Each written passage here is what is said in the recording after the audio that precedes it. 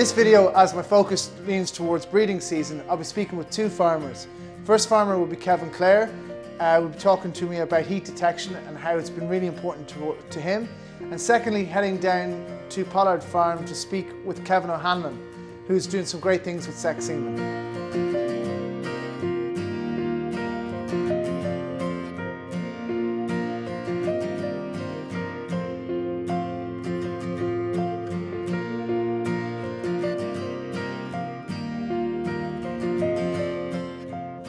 Kevin, how are you? More than welcome, how are you? Thanks for having me back. Good, yeah, welcome. So Kevin, just basically want to give us a rundown of what you're doing here. And I'm farming here along with my son Peter and the assistant at Farm Relief.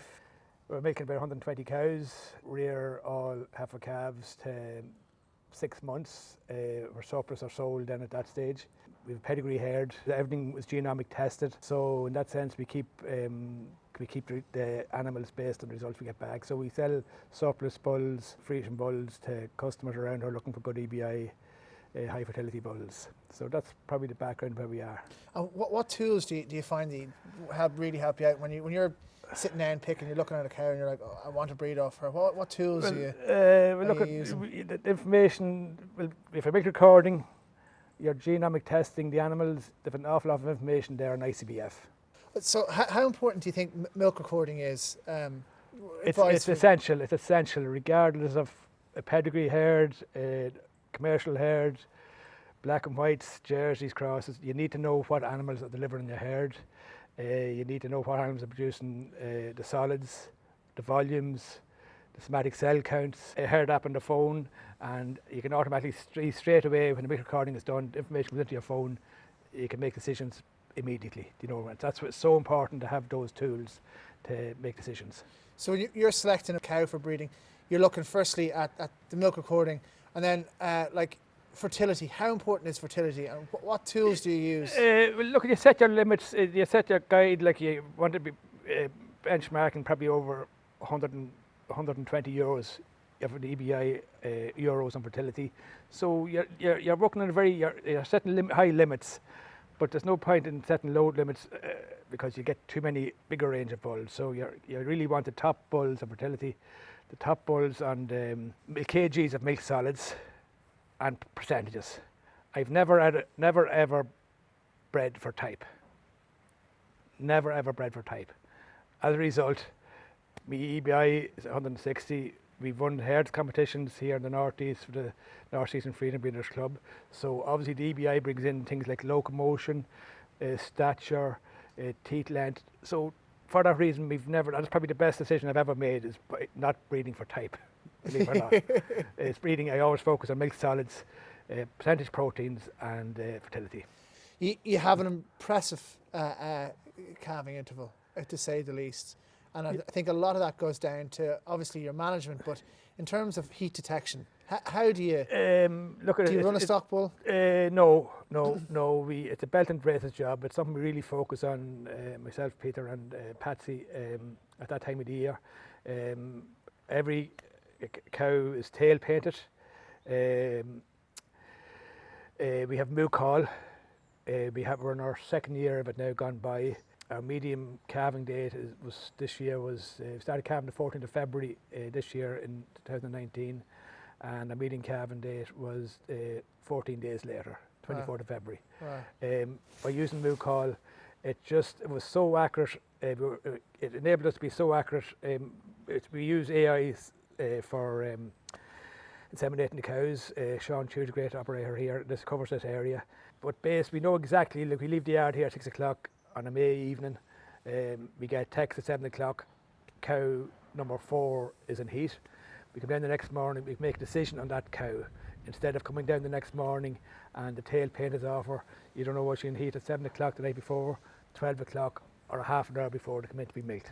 So you can really get your timing for insemination in, and that was a big improver on our calving interval this year. The meeting calving day was 14 days after, but the fact that we could pinpoint insemination a lot better because we knew when the cow was actually specifically in heat, So that's been a big change. So we've 2 vasectomized bulls run with the cows, 1 vasectomized bull run with the heifers. Also a chin ball harness on the bulls, the vasectomized bulls.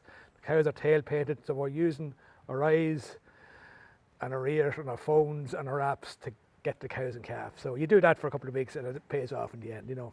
Yeah, and I suppose I'm doing winter milk as well, so I'm doing it all I'm calving all the time. Yeah. So yeah. I'm hopefully trying to, but by the looks of it, heading that way. So yeah, but the technology is a big help. Look at it's even no moo call. If you had a moo call, you do the basics: observation, your tail painting the cows, use vasectomized bulls with chin ball harnesses, all those things. You know, just each one helps you make a decision.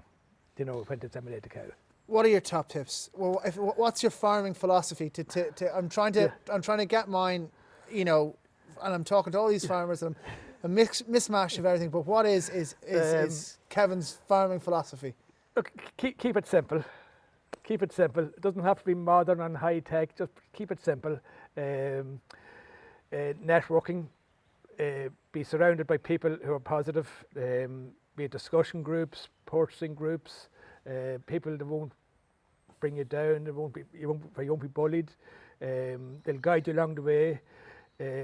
Discussion groups are great like that because you all bring a bit to the table. You can focus on, if you have an issue with, say, on lameness, you'll find out some farms might have no lameness, and you'll find out what they're doing well, and you bring it back to your herd. And likewise, you'll bring something to the table that you're doing very well, and they'll learn from that. So you just be in positive groups, working with positive people. Kevin, thanks a million for having me down. It's an absolute pleasure to see you again. Thanks, and Thank you very much. Good luck with the milk. Thank you.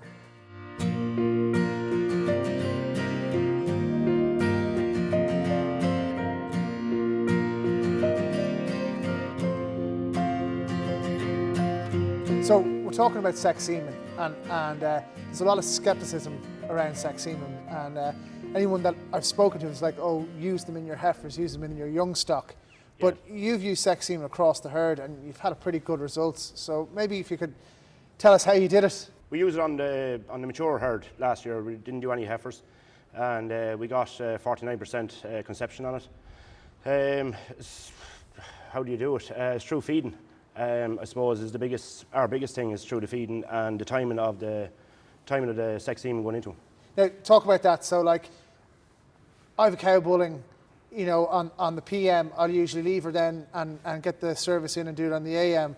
Is that how you work it, or? That's how we'd work it. And if she's back through the day a bit further, we give her conventional because just sex semen is more expensive. So you want to be fairly sure your cows, and you want your cow that she's going to conceive, you hope. And you said this year you used it all in your cows. Have you used it in heifers? Or do you We did. We used it 2 and 3 years ago. We would have used it on the heifers. It's just the fact that last year was a kind of different things were happening, and we just had the Angus bull and we let him off him last year. This year now we'll be going back with sex semen to all the heifers. They'll be all getting one straw. I see here in the farm, the cows all have heat detection collars. You're on top of your game in terms of heat detection. Will you find it more difficult, you reckon, heat detecting the heifers? How do you? We estimate them to bring them in batches, and then they're 8 eyed in batches, and they're matched then that the first group we do are repeating with the second group we do. So they're coming back in, but like the heifers they'll get 2 straws if they repeat. The cows only get 1 straw because they want the most fertile cows in the herd having a heifer calf. Generally the heifers are fertile, but of the cows you give them 1 straw, generally 1 straw across the board. And is that a hard process? I mean, like, is a lot of extra work synchronising, or? No, it's relatively simple. You pick out what you want to synchronise, you inject them, and you're ready to go. Then a few days later they're coming bulling. And you have them in a paddock near to the house, near to the shed, and once they're all laid out, you can bring them off wherever you want for another while until you see the repeats. And do you DIY AI here? No, we get Progressive to do our all our AIing. So all in all, you're happy with sex semen? Yeah, it would be, yeah. I mean, this time of year, calving bulls aren't making the best good prices, particularly with the bad weather. A lot of the live exports are gone, and you're kind of happy if there's lovely pounds of heifer calves all around the place. You think it's working well for you? Yeah, we do. Like, we didn't have very many bull calves at all this year. Obviously, I would semen, we didn't have very many bull calves. So yeah, like your heifer calves worth so much more than your bull. I know that in the conception rates not as high, but you're still not dealing with bull calves. And the guys would say, you know, there's such an extra cost. Oh, sex semen, it's expensive. The way I look at it, back to the cow getting 1 straw. Your most fertile cows will hold 1 straw. Therefore, you're getting your heifer calf. You have a 90% chance of a heifer calf coming out of that cow. So you're breeding fertility into the herd. automatically, even though you don't know it, you're breeding into the herd because your most fertile cows will hold the first serve. So then you're more or less guaranteed your heifer calf out then. So you think it's definitely worth that spend? Oh yeah, definitely, absolutely. Kevin, listen, thanks a million for spending time with me here today and You're welcome. and telling me what goes on here in the Pollard Farm. No problem.